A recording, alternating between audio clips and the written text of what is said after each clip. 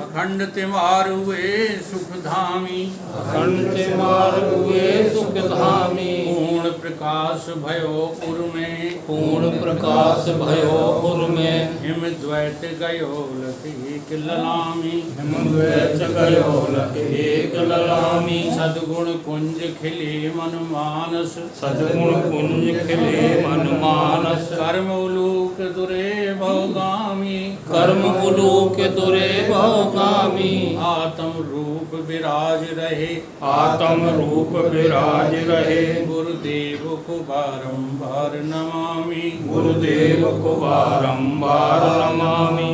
ब्रह्मचर्य वृत्ति सुअखंड धृति, ब्रह्मचर्य वृत्ति सुअखंड धृति। सुकृति सन्मार्ग किए जिन तय, सुकृति सन्मार्ग किए जिन तय। प्रकृति से परे विकृति को हरे, प्रकृति से परे विकृति को हरे। संसति संताप किए जिन छय, संसति संताप किए जिन छय। जगती में जितेंद्र करी जागृति, जगति में जितेंद्र करी जागृति। निर्मल सद ज्ञान दियो निर्भय, निर्मल सद ज्ञान दियो निर्भय। श्रोता समाज सभी बोलो, श्रोता समाज सभी बोलो। श्री सतगुरुदेव भगवान की जय, श्री सतगुरुदेव भगवान की जय। श्री सतगुरुदेव भगवान की जय। श्री सतगुरुदेव भगवान की जय।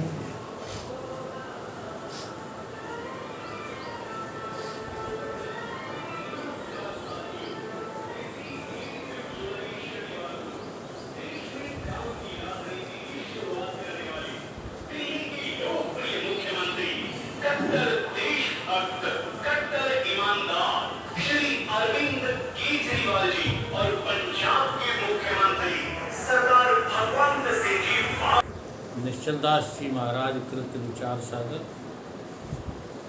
चतुर्थ तरंग,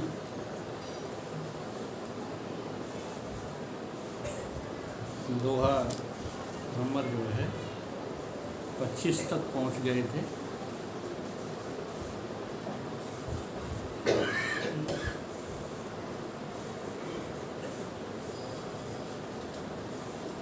अगले दोहे में इसकी भूमिका मैं पहले बता दूं, कुछ लोग नए हैं। 3 प्रकार के साधक होते हैं, उत्तम साधक, मध्यम साधक और निकृष्ट। परमात्मा की प्राप्ति करने के लिए ईमानदार 3 प्रकार। ईमानदार, बाकी तो जितनी साधनाएं हो रही हैं सब में बेईमानी कर रहे हैं लोग। ईमानदार 3 साधक 3 प्रकार के होते हैं, उत्तम, मध्यम और निकृष्ट। तो उत्तम साधक का नाम तत्व दृष्टि है, जो केवल दृष्टि तत्व पर रखता है, उसे और कुछ दुनिया चाहिए ही नहीं। अगर ब्रह्मा विष्णु महेश भी आ जाएं सामने और कहें आकर के कि तुम अमुक पदार्थ ले लो, हम तुम्हें देने को तैयार हैं, तो मना कर दो। ये कथा कहाँ आई है? तुम्हारी रामचरितमानस में मनु जी महाराज जो है जब तप कर रहे हैं, तो तप कर रहे हैं परम तत्व को जानने के लिए, लेकिन परम तत्व को ये जान ना पाए, इससे पहले ईश्वर अपनी माया को खड़ी करके तमाम तरह के लालच सामने प्रस्तुत कर देते हैं। यही तो भगवान कृष्ण गीता में कह रहे हैं, यंत्र रूढ़ान माया, मैं अपनी माया को आगे कर देता हूँ, तुम पहले से पार कर लो, तब तुम्हें हम मिल जाएंगे। ठीक है? तो तत्व दृष्टि वो है जो किसी भी तरह के लालच में नहीं फंसता है। और दूसरे का नाम है अदृष्टि। अदृष्टि का मतलब ये होता है कि उसकी नज़र में संसार तो अदृश्य हो गया है। हाँ, संसार है नहीं, अदृष्टि की नज़र में संसार तो अदृश्य हो गया है, लेकिन परमात्मा के विषय में उसे जो है अभी कुछ शंकाएं बनी रहती हैं कि मिला कि नहीं मिला। तो वो जो है आप उपासना में लग जाता है, लय चिंतन में लग जाता है। उसको क्या कहते हैं? अदृष्टि, और नीचे वाला है तर्क दृष्टि। उसको अपनी बुद्धि का इतना बल है कि वो अपनी बुद्धि से शास्त्रों के विषय में सतगुरु महाराज से तर्क करता है। देखो ईमानदार वो भी है, चाहता वो भी परम तत्व को ही है, नहीं तो तर्क करने वाले तुमको हजारों मिल जाएंगे, लाखों की संख्या में लोग मिल जाएंगे, लेकिन वो तर्क इसलिए करते हैं, वो ये सिद्ध करते हैं कि संसार सत्य है, शरीर सत्य है।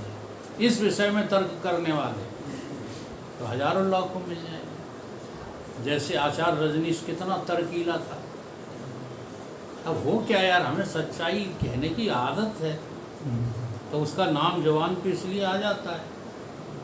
उसने सदैव ये सिद्ध किया है कि क्रिया करते रहो, इतनी करो क्रिया कि क्रिया से अरुचि हो जाए। अब हमारे सनातन के खिलाफ है ये बात।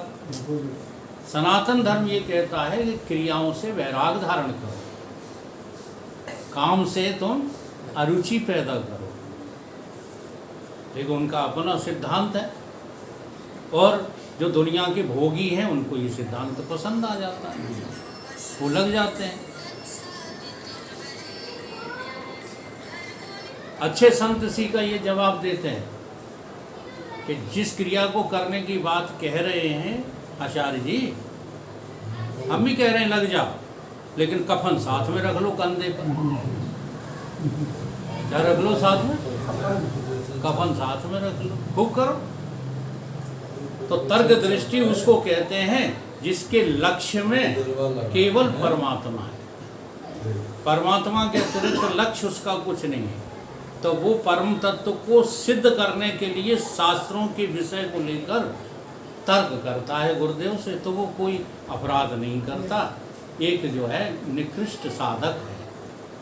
अब ये भी समझ लो, तर्क वाले को परमात्मा बहुत देर में मिलेगा, समझ रहे, और कोई बात नहीं है।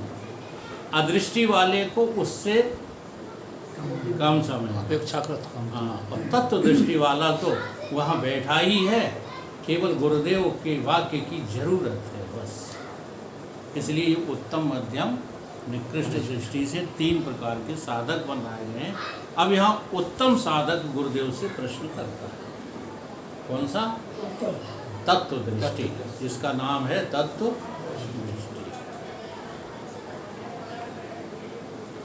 देखो उसका जो है मैनर क्या है, कब प्रश्न करना चाहिए। ये नहीं कि जो है हम तो चले जा रहे सड़क पर, जरा रुकियो,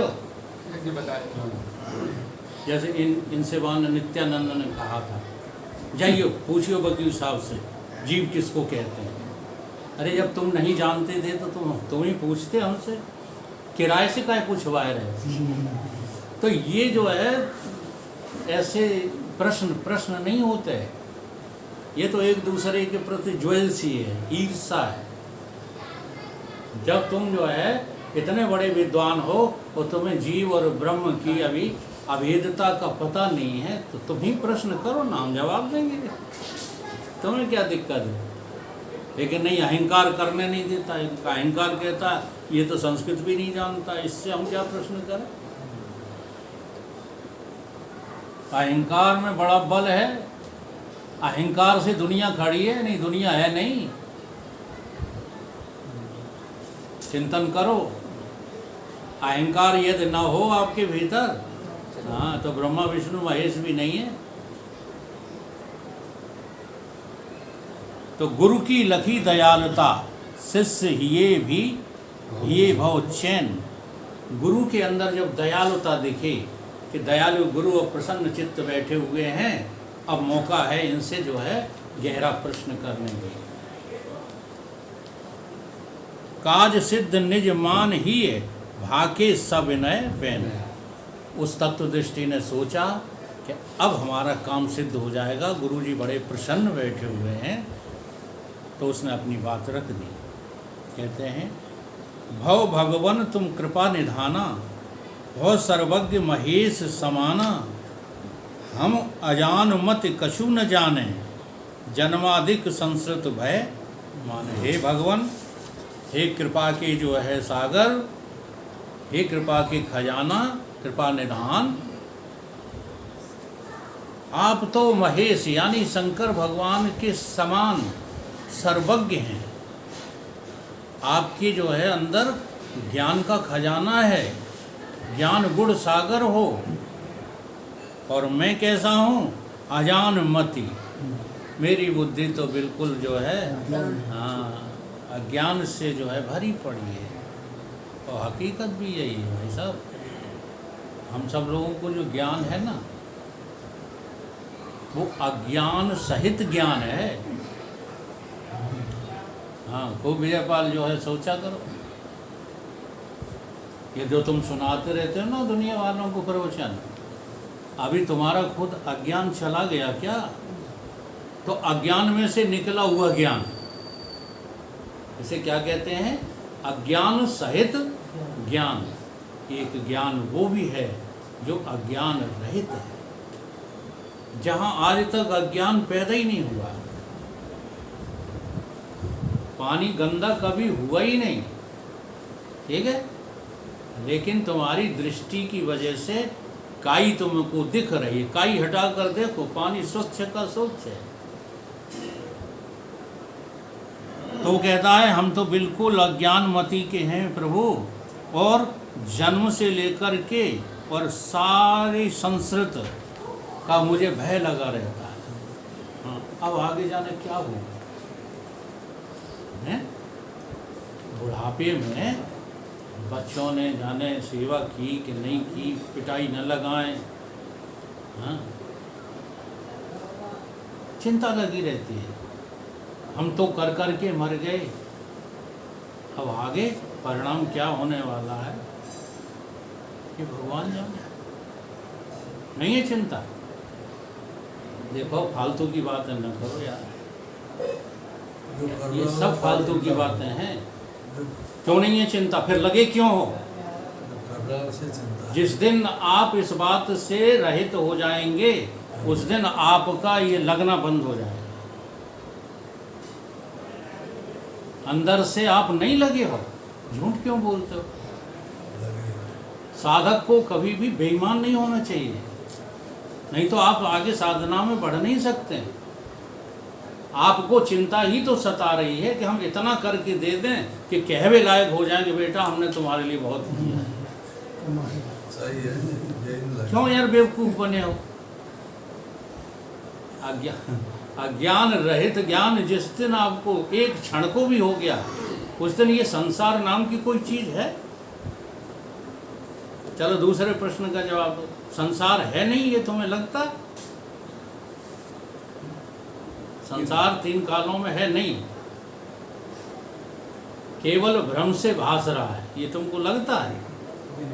नहीं लगता। तो फिर ये बात आप क्यों कह रहे हो कि हमें कोई चिंता नहीं? शरीर जब इनएक्टिव होगा तो चिंता है।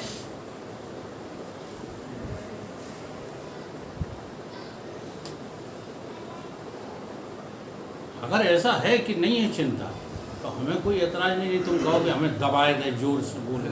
यहाँ 1 घंटे नहीं रहती। हाँ, चिंता, उसके बाद फिर चिंता। बस चिंता के कारण ही तो तुम कामधाम में लगे पड़े हो।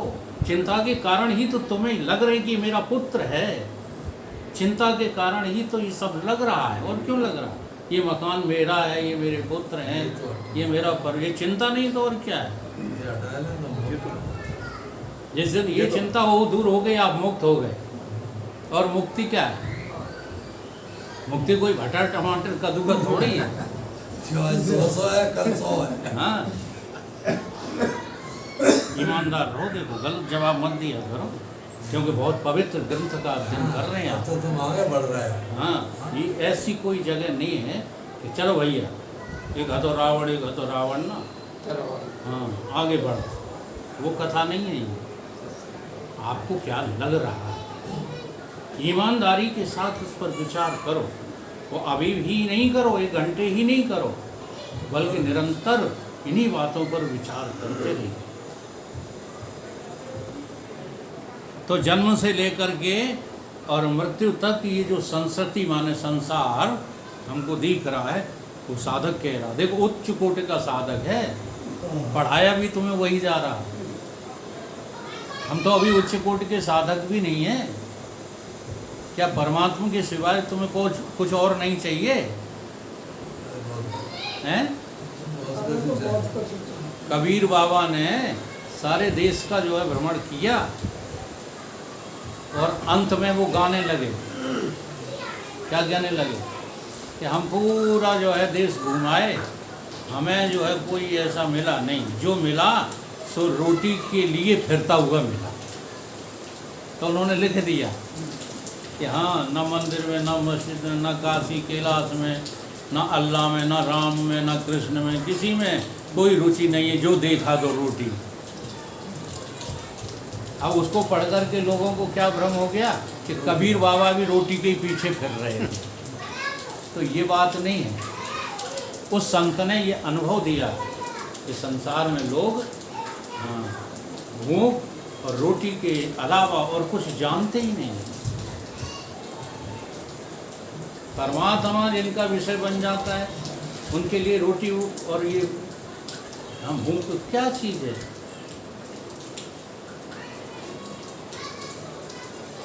हरिओम। फिर कहता है देखो कि कर्म उपासन कीनी भारी और अधिक जग पासी डारी, आप उपाय कहो गुरुदेवा, भय जाते हैं भव दुख को छेवा। मैंने बहुत कर्म किए, बहुत उपासना की और जाने कहाँ कहाँ जगत में भटकते फिरे, परंतु मिला कुछ नहीं। इसलिए हे गुरुदेव, ऐसा कोई उपाय करो जिससे मेरा ये भव दुख,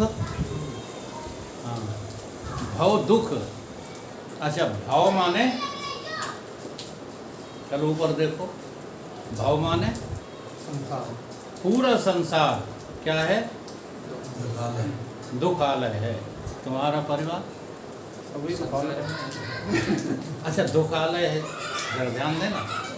किसी ने कहा हम जान जाएंगे कि तुम मदरा नहीं पीते हो, कभी मदरालय में मत जाना, मदरालय में घुसना नहीं।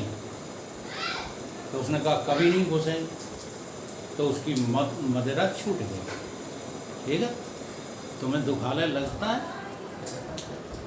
तुम्हें पत्नी दुख रूप दिख रही है? तुमको अपने लड़के दुख रूप दिख रहे हैं? नाती पंती सब दुख रूप दिख रहे हैं? ये मकान जो बनाया ये दुख रूप दिख रहा है? अब कुछ भी तो दुख रूप नहीं दिख रहा है, केवल वाणी से कहते रहते दुखालय है, दुखालय है। लेकिन यहाँ ये जो साधक है वो कह रहा है कि गुरुदेव, मुझे तो ये सब दुख रूप दिख रहा है, मुझे प्रभु बचाइए इस दुखालय से। वही लड़के कह रहे हैं जो घर से निकल गए, वो जो उत्तम कोटि का है, ये उत्तम कोटि वाला कह रहा है, प्रश्न कर रहा है। पुण्य चाहत, फिर कहता है कि हमें चाहिए क्या? पुण्य चाहत हम परमानंदा, हमको ये छोटे मोटे आनंद नहीं चाहिए। हाँ, रोटी के, नाती के, पंथी के, नौकरी के, चाकरी के, हमें आनंद नहीं चाहिए। किसी भी प्रकार के भीड़ भाड़ के कोई आनंद नहीं चाहिए, हमें चाहिए परमानंद। पुण्य चाहत हम परमानंदा, ताको कहो उपाय सुछंदा। सुंदर उपाय हो जो गुरुदेव, वो मुझसे कहिए। कहेगा परमानंद पालेंगे। जब कृपा कर कहे हो ताता, तब हुए हैं हम कुशलाता।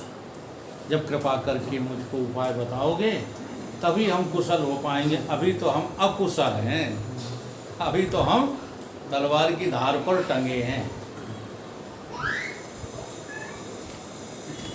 हे भगवान, आप कृपा निधान हो और सदाशिव के समान आप सर्वज्ञ। ठीक है। अब ये हमारी ब्रह्म कुमारियाँ शंकर जी में भी फर्क डाल देती है। वो क्या कहते हैं कि एक शंकर हैं, एक शिव हैं। और यहाँ विचार सागर ये कह रहा है कि गुरु जी ही सदा शिव हैं, न कोई शंकर है न कोई शिव है। गुरुर ब्रह्मा गुरुर विष्णु गुरुर्देवो और वंदे बोधमहम नित्यम गुरु शंकर। क्या है कि वो सदा हैं, जो सदा है सो शिव है, जो कभी है कभी नहीं है वो तो सब है, वो शिव नहीं है। ठीक है, एक सब है जो साकार है, एक सब है जो निराकार है, वो भी सब है।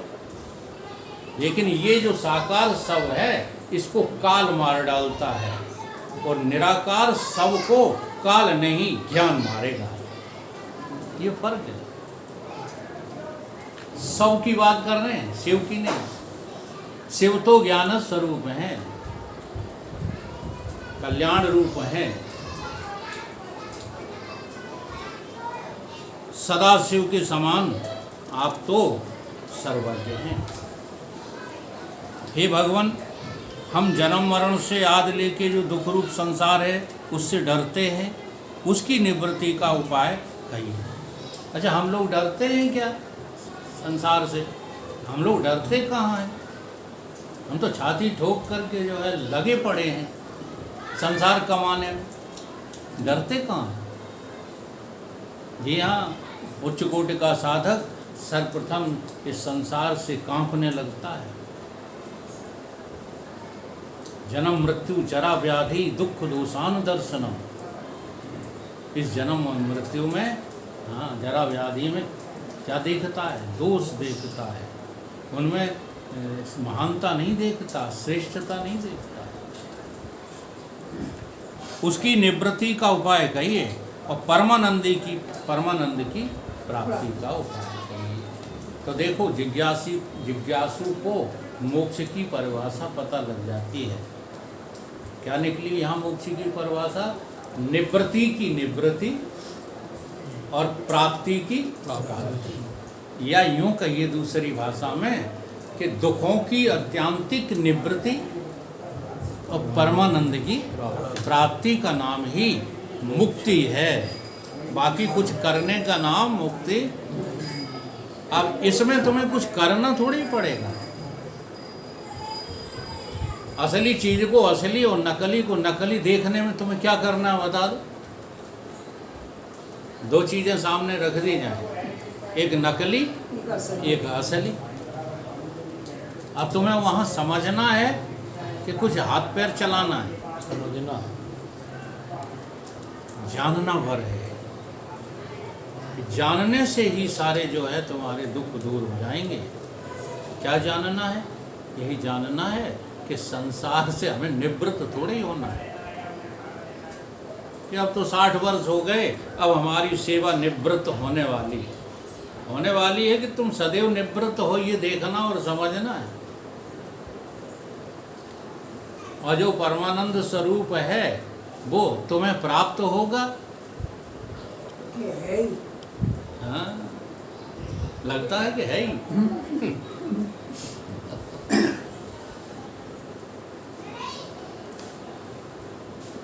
तो नित्य निवृत्ति की निवृत्ति और नित्य प्राप्ति की प्राप्ति का उपाय बताइए महाराज। वो पूछ रहा है अपने गुरुदेव से।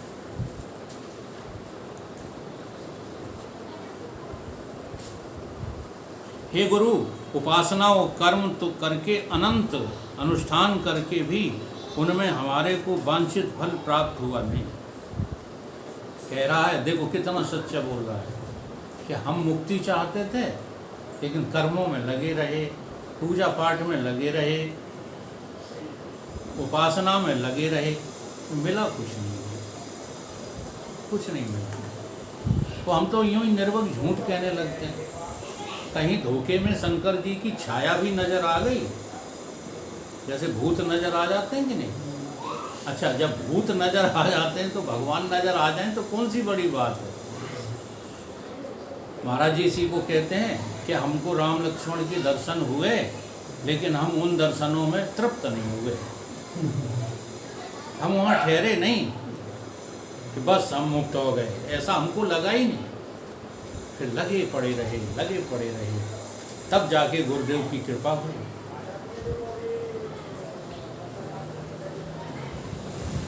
बल्कि क्या हुआ, हमें मिला तो कुछ नहीं, उल्टा संसार हमारा बढ़ता चला गया। और ये बात अनुभव की है, आप लोग इसको अपना नहीं रहे। एक दिन भाई साहब भी हमसे कह रहे थे, धर्म सिंह जी, अरे यार करें क्या, जो आदमी साधना में लगा उसका नाम आ जाता है जवान पे, ये कहते हमारा नाम मत लिया करो आ जाता है। तो ये कह रहे थे कि अब माता जी शांत हो गई हैं, आप तो विक्षेप रहित रहो, सारी दुनिया अपने आप लाइन पर आ जाएगी।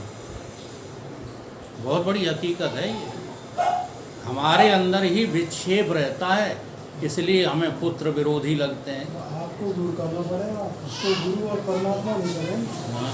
विक्षेप इसलिए हाँ, हमको दुनिया विरोधी लगती है, विक्षेप आपका विषय। इसलिए तो लगते हैं। एक तरफ हम कह रहे हैं त्रिकालम वाद्यम सत्यम, और दूसरी तरफ कह रहे हैं हमारा पुत्र बड़ा विरोधी है। तो ये दोनों बातें मेल नहीं खाती हैं, खाती हैं। लेकिन जब तुम आत्मा से जो है अलग होके विक्षिप्त रहते हो, तब ऐसा लगेगा ही लगेगा। ईमानदारी से बात किया करो, फिर उस समय आप जो है आत्मज्ञानी हो नहीं। जो विचार किया होगा, बिल्कुल विचार नहीं करते हैं तो समझा कैसे पाते हैं। बिना विचारे जो करे सो पाछे पछता है। और ऐसा ना चले तो हार्ट अटैक नहीं हो जाए, सोच हो जाए। हाँ, बीपी हाई लो हो। हाई लो हो जाए, जाने क्या क्या हो जाए। जब ये बातें कह रहे थे तब समझा तो हमको भाई, हमने टोका नहीं, टोक भी दो नहीं, काय पे टोका तो हमें कोई बुरा थोड़ी लगेगा। इसलिए नहीं टोका। अगर टोक भी दोगे तो बुरा कैसे? नहीं लगेगा। लेकिन बात तो हकीकत यही है, जब अंदर से हम विक्षिप्त हो जाते हैं। अच्छा कहो कि विक्षेप ज्ञानी को होता नहीं, तो ये बात थोड़ी है, होता है। सबको होता है विक्षेप। लेकिन ज्ञानी का विक्षेप कैसा है, जैसे कि है पानी पर लकीर। खेलता ही फिर हटे। भगत का विक्षेप कैसा है, जैसे रेत पे लकीर। और अज्ञानी का विक्षेप है लोहे पे। तो फर्क होता है, पत्थर पर कह, ये फर्क होता है और कोई बात नहीं। विक्षेप तो स्वामी जी को भी आ जाता है। एक बार लक्ष्मणानंद जी ने कही, महाराज चलो बंद करो, रोटी वोटी खाओ। और दांती पीसी महाराज जी ने। हाँ, रामायण में प्रमाण है, विनय न मानत जलद जड़, गए 3 दिन बीत, बोले राम सकोप तब। तो विक्षेप तो सबको आ जाता है। अच्छा, ज्ञानी को जब विक्षेप आए और वो कोई बात बक रहा हो, ठीक है, तो अज्ञानी को उस पर विचार करना चाहिए। ये नहीं सोचना चाहिए जो हमारी तरह है, ये नहीं सोचना चाहिए, बल्कि विचार करना चाहिए कि इतने बड़े ज्ञानी और फिर भी इनको विक्षेप आ गया, जरूर कहूँ गड़बड़ है। ठीक है, ये जाता है। अब जो है गुरु का उत्तर, मोक्ष की इच्छा। अब बहुत ध्यान पूर्वक सुनना है। जैसा शिष्य तैसा ही गुरु का जो है उत्तर। गुरु बिल्कुल देर नहीं लगाते। अगर तुम्हारे अंदर जो है हाँ तत्व दृष्टि है, जिज्ञासा है, तो गुरु देर नहीं लगाते। गुरु जवाब दे रहे हैं।